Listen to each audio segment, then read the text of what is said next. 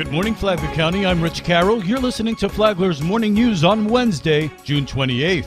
I wanted to present you our key to the city, and we hope that inspires you to visit our city more regularly as we grow. That's Palm Coast Mayor David Alfin presenting U.S. Congressman Mike Waltz with the key to the city. Amy Cherry has more on the congressman's visit to Palm Coast. Waltz, who represents the 6th Congressional District, which includes Flagler County, stopped by Palm Coast City Council yesterday to discuss several ongoing initiatives he's working on around storm preparation, response, recovery, and resiliency. We are, knock on wood, finally going to get going on the beach renourishment down near Flagler Beach, and we should see this fall sand moving from federal waters 8-9 miles offshore back in to restore that beach line. But there's also a lot we have to do in terms of resiliency on the front end for our communities, and of course that's a mix of federal, state, and local dollars. Another priority, he says, is providing ongoing support and resources for law enforcement. There are federal resources that are directly in my committee, in the Armed Services Committee, providing excess military equipment to our law enforcement in a way that's effective and that they can use it. And that's everything from high water vehicles that they can use during storms for rescue, to body armor to protect our law enforcement, helicopters, and things that you can imagine on down the list. And we have to make sure that, one, they can have access to it, but two, that their hands aren't overly tied in a bureaucratic way, that they can use it. Waltz says he also wants to see more economic development that centers around attracting high-paying technical companies to his district. We've talked to electric boat factories, vaccine manufacturers, various types of space companies as they migrate north out of Cape Canaveral into the Daytona area and even further. We just put some significant funding into Cecil Field, and we expect that space infrastructure to be migrating south.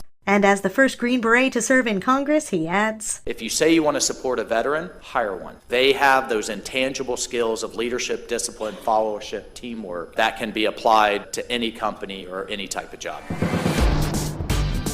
This local news is a service of Flagler County's Toyota dealer, Beaver Toyota US 1 St. Augustine, here to wow you.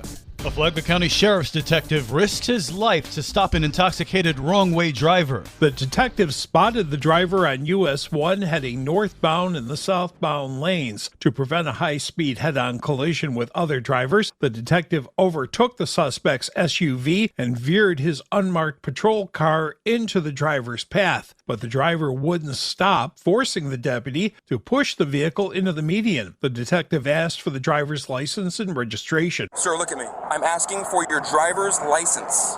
Your license. You are handing me a debit card. Do you know who the president is? Yep. Who's the president? Obama? Like he said, you're being placed on arrest for suspicion of DUI, okay? In addition to DUI, the driver was booked on a number of other charges. The detective was not hurt. For Flagler's Morning News, I'm Rich Petchke.